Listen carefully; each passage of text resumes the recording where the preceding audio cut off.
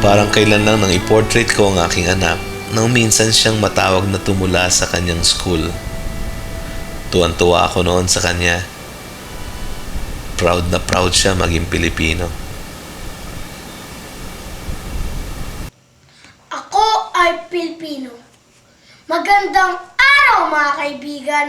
Narito ako ngayon. Marco ang pangalan. 8 taong gulang, atinista, katoliko, pero higit sa lahat, isang Pilipino. Ako ay Pilipino, ipinagmamalaki ko. Sa lahat ng bansa, ito ang aking paborito. Dito ako isinilang, lumaki at natuto. Pumasa, sumulat, maging mabuting tao. Ngunit ano tong naririnig ko? Sabi nila, ito raw bansa ko, mahirap, marumi, maingay, magulo. At kahit Pilipino, ayaw na tumira dito.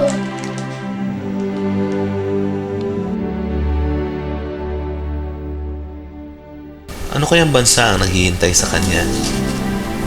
Ano kayang mukha ang iharap niya sa mundo? Minsan nahihiya na ako maging Pinoy. Nabansagan na kasi na walang disiplina, sobrang traffic, bulok, lahat na yata ng kapangitan sa mundo, ibinato na sa mukha natin. Ang daming pinagdaanan ng ating bayan.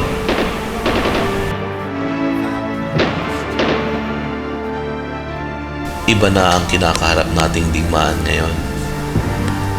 Kupas na ang kulay ng ating watawat. Wala nang sigla. Konsumido na nga mismo pati si Jose Rizal. Di naman siguro tayo pababayaan ng Diyos sa kinakaharap nating digmaan. Dapat lang siguro lumaban. Walang dahilan para masawi sa bagong digmaan. Kaya nga nakaukit pa rin sa aking kamalayan ang mga mukha ng farmers na nag-hunger strike sa Dar. Kawangis nila ang ating mga ninuno na nagbungkal ng lupa buhat pa kay Bathala. Para din silang si Gandhi, nagpakalbo.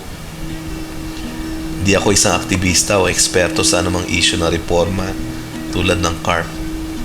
Ako isa lamang alagad ng sining na araw-araw ay namamangha sa mga kwento ng tao. Mga taong walang aral ngunit may dunong. Kay hinang tinig ng puntong Bisaya, ngunit kay tatas magsaling wika ng katarungan. Mga taong pagod at pagal, ngunit may kakaibang lakas at tapang. Sinabi at pinatunayan na rin ito ni Ninoy Aquino. But if we use violence against him, he will only justify the use of more violence against us. In other words, as Gandhi said, if he uses violence against you, do not give him a reason to justify his violence. Because if you're not violent, then before the bar of public opinion and before God, he is the only sinner. I am no longer seeking the presidency of this land. I'm not seeking anymore any office in this country. But believe me, I said, when I tell you that while I have vowed never to enter the political arena again, I shall dedicate the last drop of my blood to the restoration of freedom and the dismantlement of your martial law.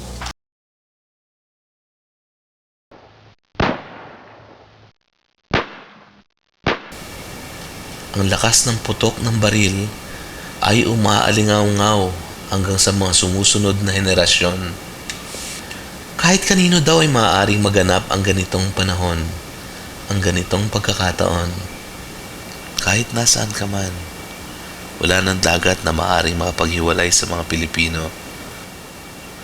Sabi nga ni Ninoy, the Filipino is worth dying for. Pero ang hamon naman ngayon, the Filipino is worth living for. Humuhugot lang ako ng lakas sa mga canvas na naipinta ko. Ito ang mga kwentong pumapaimbuyok sa aking mga obra. Mga simpleng kwento ng mga ordinaryong tao na aking nakasalubong, nakasalamuha, nakakwentuhan dyan sa kanto. Sa kanila ko nababanaag ang liwanag ng Diyos. Ito na siguro ang magpapayapa at magpapalaya ng mga ninuno. Ito na siguro ang magtatanggal sa mga bala na nakabaon at tanikalang gumapos sa kanilang mga katawan. Sa totoo lang, minsan naduduwag din ako.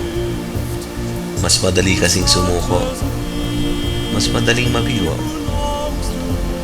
Pero pag ginugunita ko sila, nag-iiba yung lakas. Magkakadugtong daw ang ganitong uri ng tao. Di kayang dumaloy mag-isa. Umiinog lang ng tuloy-tuloy. Isang bayan, isang diwa, tuloy-tuloy sa pagwagayway.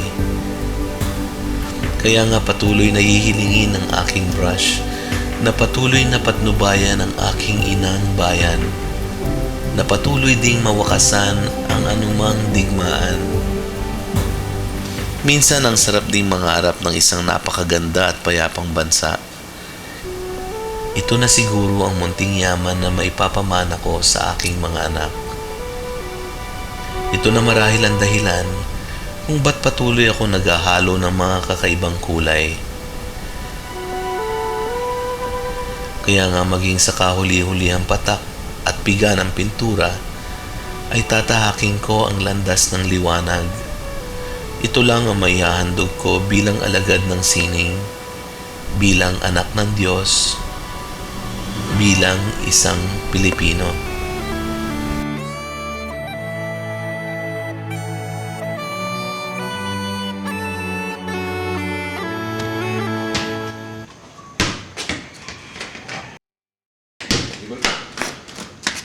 Ako'y Pilipino.